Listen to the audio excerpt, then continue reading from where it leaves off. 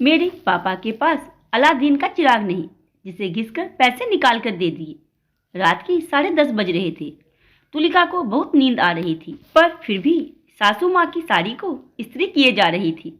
सुबह से घर के और ऑफिस के काम करते करते थक चुकी थी।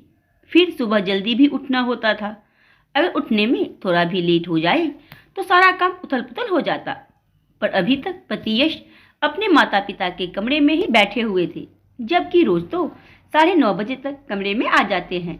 2-3 दिन से यही हो रहा था। पता नहीं क्या चल रहा था इन लोगों के मन में। बताते भी नहीं है, सीधा विस्फोट करते हैं।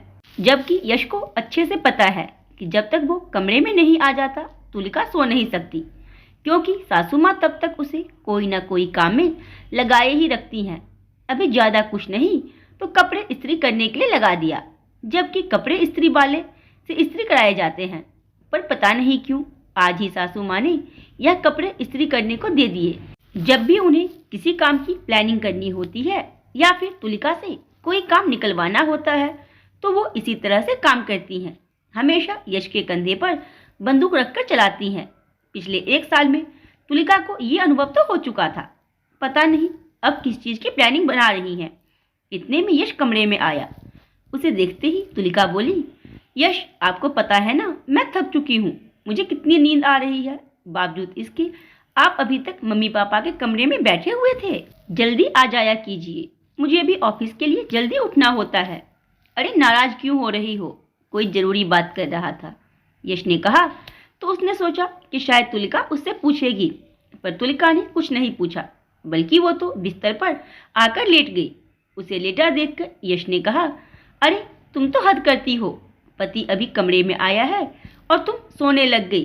तुमने तो पूछा ही नहीं कि क्या काम था। लोगों की पत्नियों को तो उत्सुकता रहती है कि ऐसे क्या बातचीत हो रही है घर में। मैं थक गई हूँ, मुझे बहुत नींद आ रही है, पर फिर भी आपको जो कहना है कहिए। वो मैं ये कह रहा था कि तुम्हें तो पता है मेरा बिजनेस बिल्कुल भी ठीक नहीं चल रहा है, और अब दीदी के ससुराल में उसके ससुर जी का रिटायरमेंट का प्रोग्राम है। सभी के कपड़े और शगुन का सामान तो हम ले आए हैं, पर इतना काफ़ी नहीं लग रहा। अब हमारी तरफ से कुछ अच्छा ही देना बनता है, नहीं तो हमारे परिवार की क्या इज्जत रह जाएगी। आप कहना क्या चाहते हैं, सीधे सीधे कहिए, बात को घुमाइए मत। वो मैं क्या कह रहा था कि तुम्हारे भाई तरुण ने इलेक्ट्रॉनिक्स की दुकान खोली है ना, तो अपनी तरफ से एक एलईडी गिफ्ट कर देते हैं। अपना सम्मान भी रह जाएगा, और तरुण तो घर का है, उसे पैसे फिर कभी दे देंगे, यश ने कहा। तो तरुणा ने हैरानी से उसकी तरफ देखा। आप कैसी बात कर रहे हो, तरुण ने अभी अभी दुकान खोली है, वो भी लोन लेकर। अब दुकान खोलते से ही उधारी देना शुरू कर देगा तो कमाकर क्या खाएगा। तुम भी हद करती हो, एक एलईडी से क्या नुकसान होगा।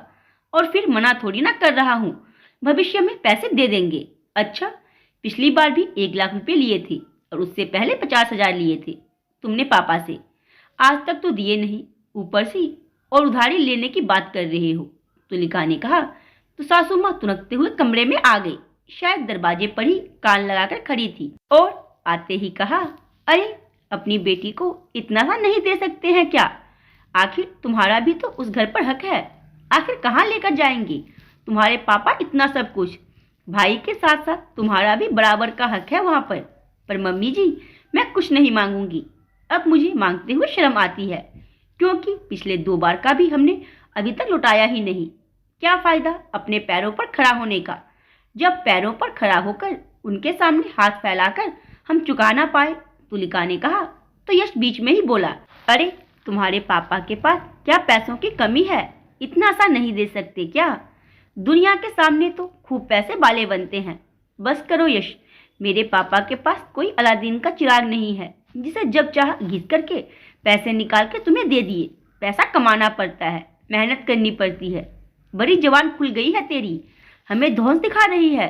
अपनी बेटी के ससुराल हम क्या खाली हाथ चले जाएं, और तू भी तो कमाने जाती है, थोड़ा बहुत दे सकती थी। लेकिन सासू माँ अभी भी हार मानने को तैयार नहीं थी।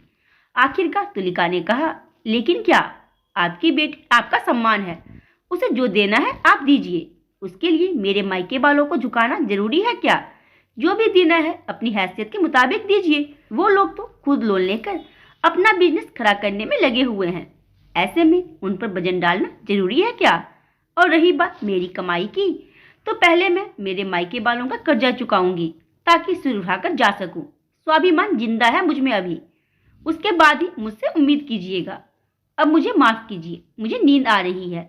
मैं अब इस विषय में कोई बात नहीं करना चाहती। तुलिका का स्पष्ट रूप देख करके आगे किसी की बोलने की हिम्मत ना हुई। आखिरकार तुलिका की ननद के प्रोग्राम में शगुन और कपड़े ही गए और कुछ महीनों बाद तुलिका और यश ने मिलकर उसके पापा के सारे कर्जे चुका दिए। तो तुलिका ने सही किया या गलत, आप लोग अपने मुझे कमेंट बॉक्स में जरूर दें। और अगर पसंद आई हो तो वीडियो को लाइक, सब्सक्राइब और वीडियो को शेयर करना ना भूलें।